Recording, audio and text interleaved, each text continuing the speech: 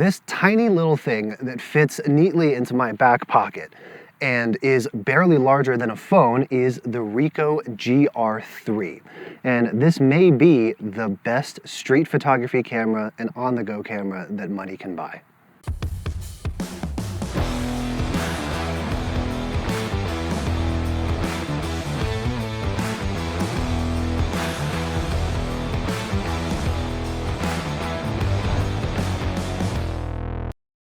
You know what's really funny?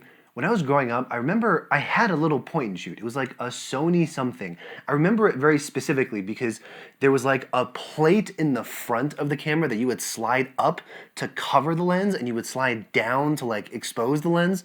At least I think I'm remembering that correctly.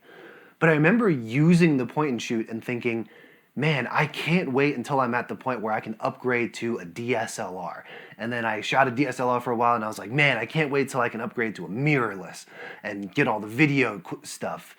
And now, all of a sudden, I find myself really loving a point and shoot again. And it feels like they're having a bit of a resurgence. And thanks in part, and probably mostly, due to Fujifilm and their X100 series. But the problem with Fuji's, and really with specifically the X100 series, is that they are backed up into next year. Now, you can pick those up in the secondary market for crazy markups. Even the original X100V or X100V is still going for over MSRP, going over its original MSRP, and there's a new generation of that camera out.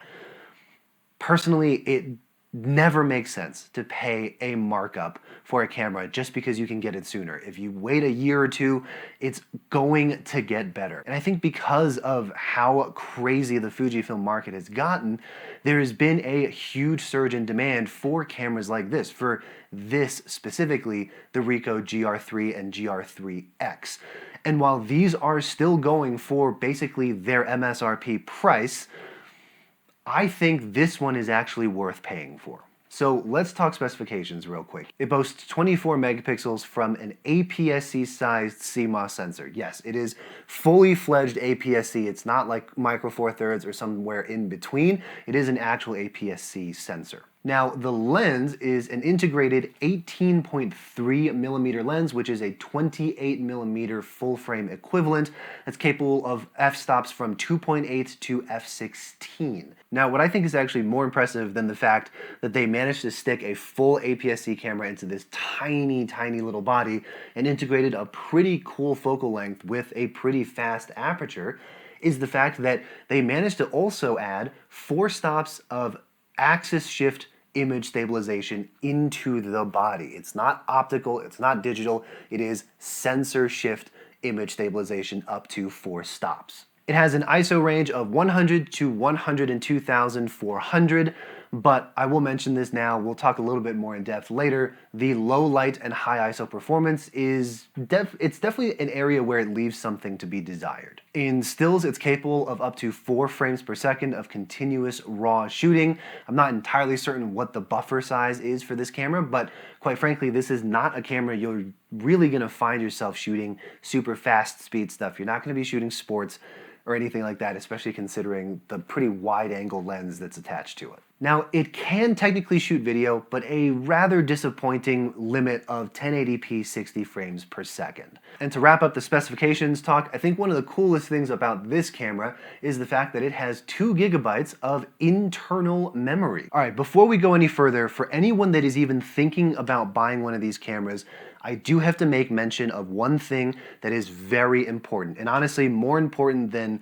what the photos look like, how it is using the camera, and that is Ricoh's utterly confusing naming convention for the GR lineup. It's so confusing, in fact, that I'm actually just going to read it off of my phone. Now, this information did come from a Reddit post that I will link down below if you want to see the original thread about how confusing the GR naming convention is. The original GR Digital was released in 2005, followed by the GR Digital 2 released in 2007, and the GR Digital 3 in 2009. There is a Ricoh GR Digital 4 that was released in 2011. From there, starting in 2013, instead of naming the next iteration of the GR camera, the GR Digital 5 or the GR5, Ricoh decided to reset the numbers altogether. So the 2013 Ricoh GR was called just the Ricoh GR. It is actually the newer version of the GR Digital 4. The 2013 Ricoh GR was followed by the GR2, then subsequently the GR3 in 2019, and the GR3X in 2022. Now we'll talk about the differences between the 3 and the 3X a little bit, but I do want to mention that when you are looking for the Ricoh GR3 specifically, if you're looking on places like eBay, Facebook Marketplace, you'll see some that are listed at around $800 to $900. Some are listed at $1,000 or more. I don't know if I would recommend paying more than $900 for something like this. The ones that are listed for $900 are the 24 megapixel GR3 and GR3X. Amongst those listings, you are going to see Ricoh GR3s that are listed at around $400 to $500. Those are not the modern or newer GR3s. They are the GR Digital 3s. Now, there are a couple of things that you should check to make sure you are getting the Ricoh GR that you want. Firstly is the name on the bottom sticker of the camera. If an image is not listed of it, make sure you ask for an image from the seller, because the 2019 and newer GR3s will say only Ricoh GR3. It will not say Ricoh GR Digital 3. Another way to look is if the listing has the original box and paperwork. GR3 and GR Digital 3 should be plastered all over the box. Funnily enough, Ricoh did not change the box design very much either. They just changed the name. Like, I don't really understand why they made it so confusing. All right, with that out of the way, let's go ahead and move on to the rest of the video. Now, real quick, there's a couple of things that I want to mention about this camera that are kind of interesting and quirky, and at the risk of sounding too much like Doug DeMuro, let's talk about some of those quirks and features. Now, obviously, it is a point-and-shoot style camera, and I remember even back in the early 2000s, the original point-and-shoot that I had, at the very least, had a pop-out flash, so that you had some kind of lighting source in the dark shooting scenarios. Nowadays, there are plenty of other cameras that are just as small, but they have both either a pop-out flash or an electronic viewfinder, or potentially both. And the GR3 has neither of those things. Now, being that it is an integrated lens, there is no filter thread on the front, although Ricoh does make quite a few different accessories for the GR3, such as lens attachments that will help make it a wider field of view or a more zoomed in field of view. They also make decorative rings that you can change the color of this little ring on the front of your GR3. And this little mechanism with the ring here is kind of the main way that Ricoh integrates accessories. So, for example, if you want to add a filter to the front, there is a filter adapter that you can snap in place of this little decorative ring, or you can get like a nice fancy color like a gold ring. And I think the funniest little quirk about this camera is another accessory that Ricoh makes, and that is a legitimate leather belt holster for your GR3. If you're really going for the retro vibes and you want to have a little button clasp leather pocket mounted, to your belt so you can carry around your camera, you can certainly pretend like it's still 2005. So in order to get an idea of the shooting experience with this camera, I think it's best to just go out and take some photos with it. So let's go ahead and do that now.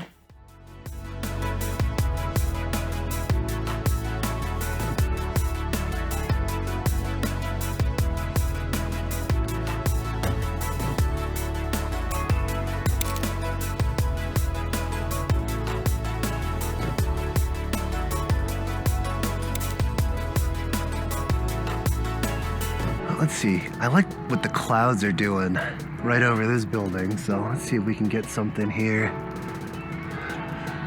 Vertical seems the way to go on this one.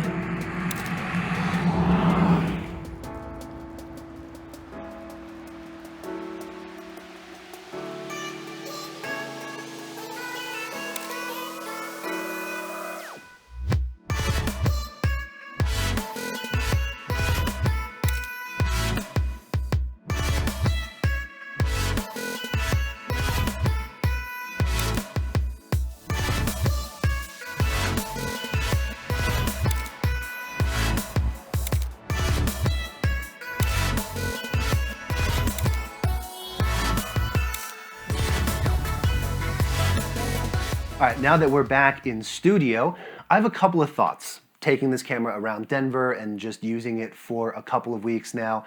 And that is, my initial impressions of this camera were not good. I did not like how it felt.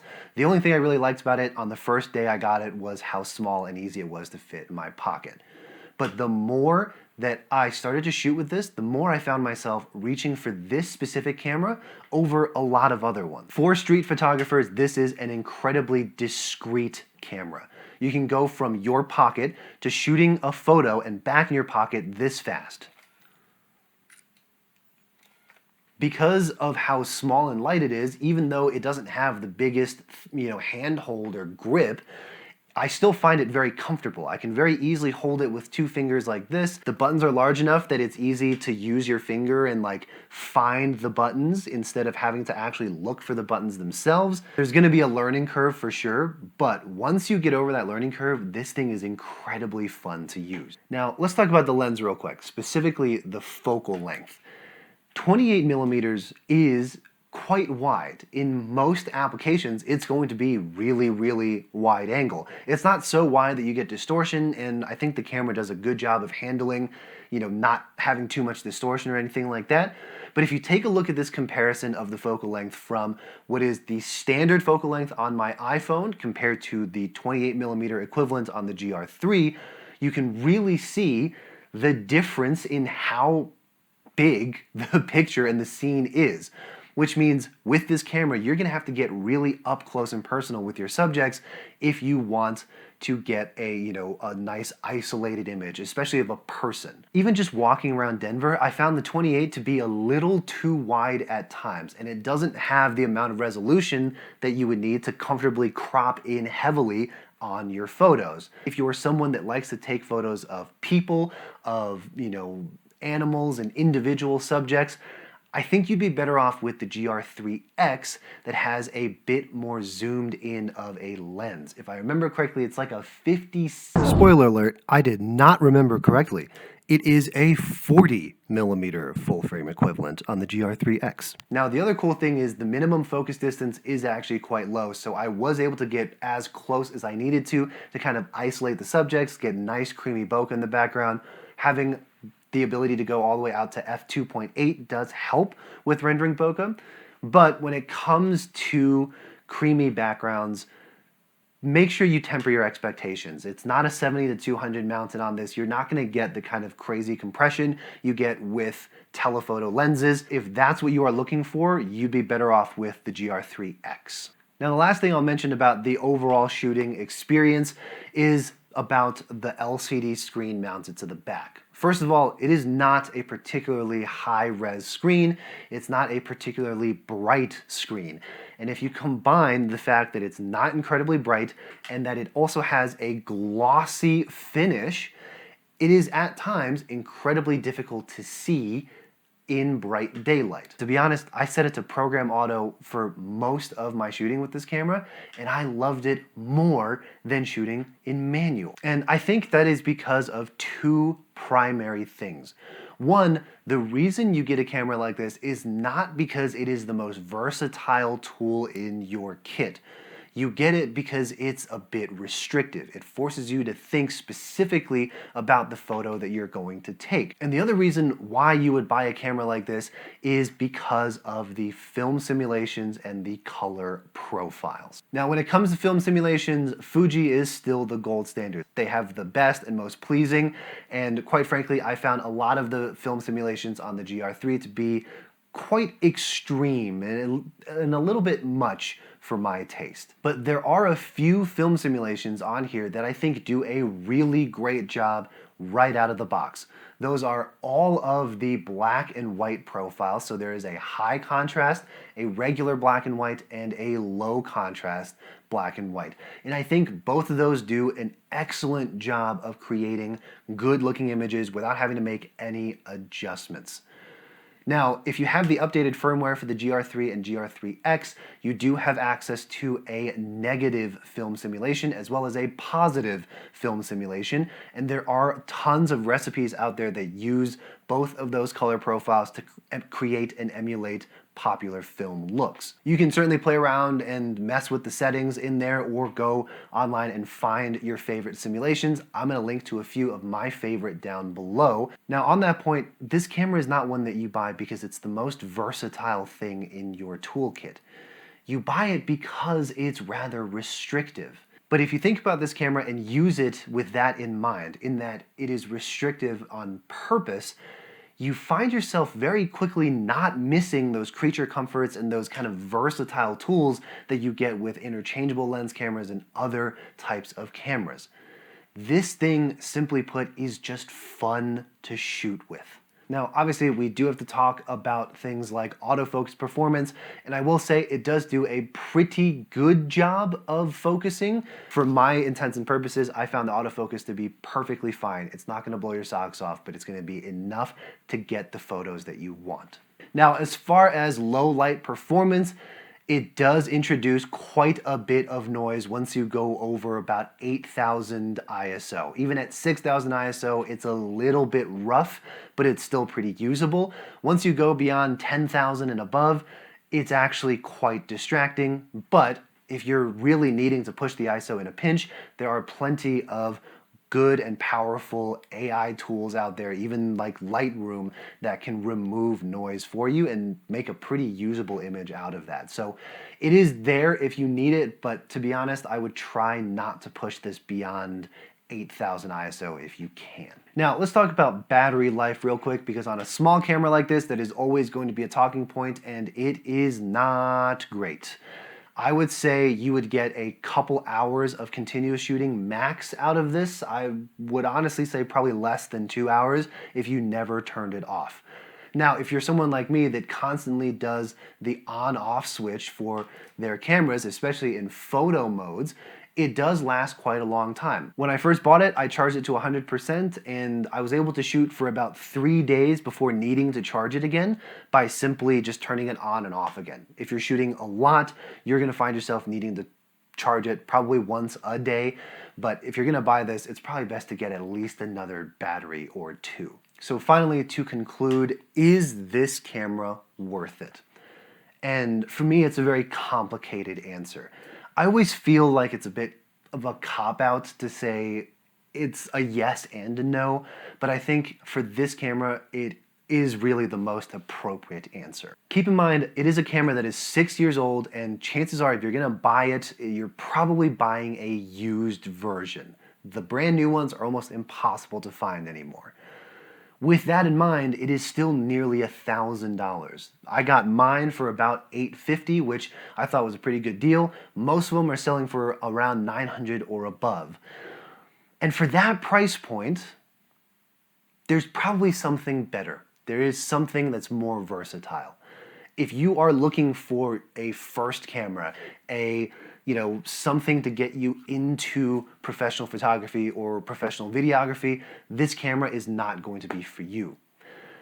In my opinion, this camera is a rather expensive, but very, very nice and very, very fun hobby camera or travel camera. And that's pretty much it. Those are my thoughts on the Ricoh GR3, a camera that is super powerful, super fun, very enjoyable, but is still light enough that I can hold it in my hand and wave it around all video without really being too much of a distraction. I hope anyway. If you found this video helpful, please hit that like button. If you want to see more photography related content like this, please hit that subscribe button, and I'll see you guys in the next one.